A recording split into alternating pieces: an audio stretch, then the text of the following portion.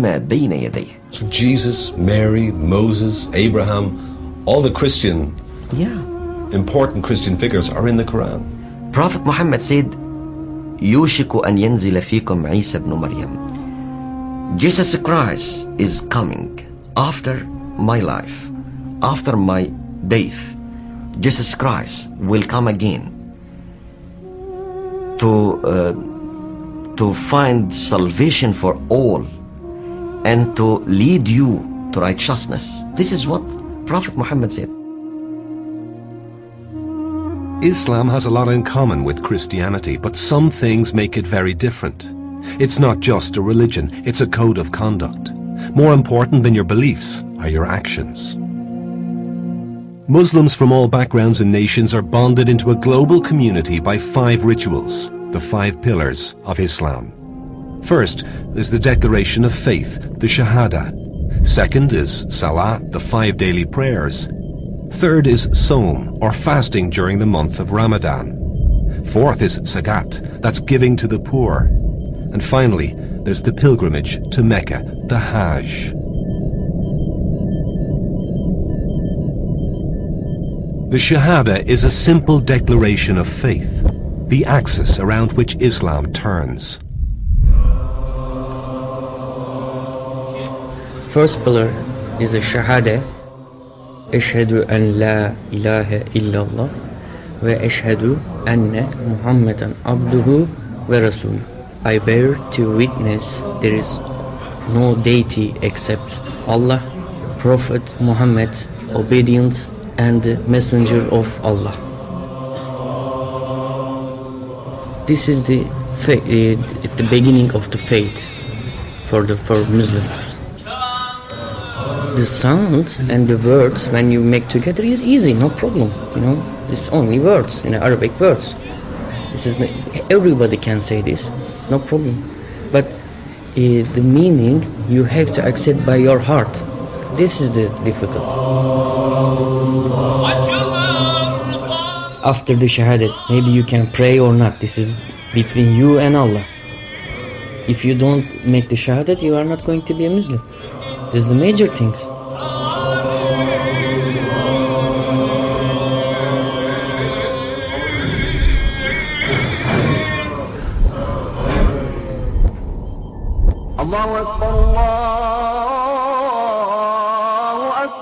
The big feature of Islam's daily routine is prayer, 5 times a day. Muslims can pray almost anywhere, but on Friday they come together in the mosque for collective prayer.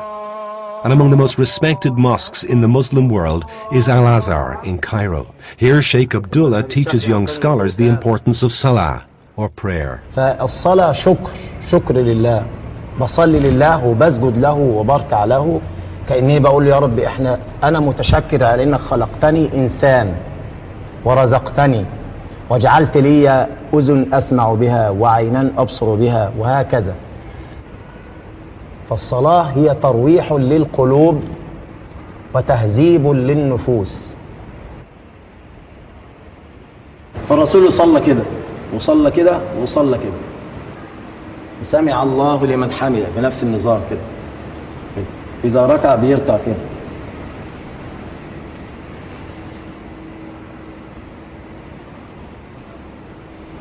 وهكذا.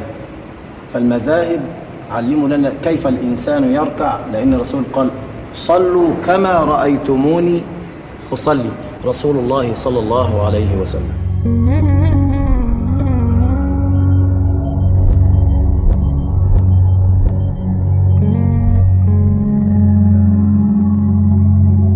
The most sacred period in the Muslim calendar is Ramadan. For an entire month, while the sun is in the sky, Muslims are not supposed to let food or drink, not even water, pass their lips. To see Ramadan in practice, we followed California's Highway 14 to the edge of the Mojave Desert and the LA County Prison. Even in this high-security jail, Ramadan is faithfully observed by a growing community of Muslim converts. From dawn to dusk, prisoners like Tafsir give up everything that makes life behind bars bearable. The meaning of Ramadan to me is the denying of something. It's the denying of the water. It's the denying of the everyday activities that I would usually do. Food is sometime in this place is a comfort. You know, have nothing else to do, so you eat. You sit up in the cell, you know, you're in a 12 by 9, 12 by 6 cell all day long, and it's not too much to do. All you have in there is a toilet, a bed, a TV, a radio, and books. So you must deny yourself of your everyday thing. My TV now is unplugged, uncabled, and facing the wall, and it'll stay like that for the rest of the month. As of right now, I have life without. What that means, I'm gonna die inside of these walls. I will leave in a body bag. And in that process, I ask myself, how can I turn to my Lord for forgiveness for the people I've harmed? You know, and I can't reach my victims. I can't even tell them I'm sorry anymore. What can I do? In the last 10 days of Ramadan is something called the Night of Power. And in this special time, we don't supposed to sleep. We are encouraged to stay up all night in prayer. And also it means to me is that I have an opportunity to seek forgiveness. And I need to be forgiven because I've done a lot of bad things in my life. The kids are very impressionable. They see all these films and they want to imitate their heroes. All they see is robbers, rapists, muggers, and murderers. In Arabic, zakat means purification, but in places like South Central LA, it can also mean life or death. This was ground zero of the Los Angeles riots which rocked American society in the early 90s. Today, there's still the chill wind of racial tension and deep pockets of poverty. For those most in need, hope comes in the form of a free clinic set up by Muslim medical students 15 years ago. It wouldn't exist without the charity or zakat of California's Muslims. Zakat, it's an obligatory aspect of the religion that we're supposed to give 2.5% of our wealth per year. And the way I look at it is that the poor own 2.5% of everyone's wealth. And so every year it's a matter of just taking that money and giving it to the people who need it. Islam was the main source of inspiration for all of us. We were second generation, so most of our parents are immigrants. They were really more focused on, you know, building the schools and the mosques and, you know, making sure our Islamic heritage was preserved and alive and well. But, you know, once that was done, we kind of were looking for something more. The initial question in everybody's mind was, well, what are you guys doing? Are you here to convert us? Is this some Saudi-funded thing? But once we did set up shop and open our doors and started providing service, that was what really convinced people that, you know, we were here to stay and we didn't have any ulterior motives.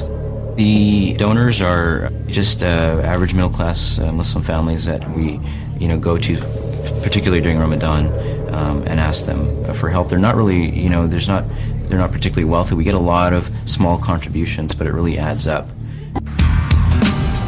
Real talk, serious thought. There's one hadith, you know, saying of the Prophet Muhammad, if you see something wrong, fix it with your hands. If you can't fix it with your hands, then fix it with your words.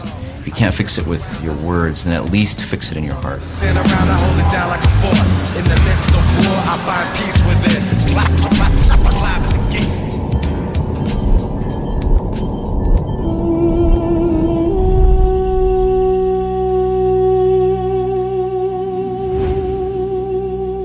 Cambridge seems like a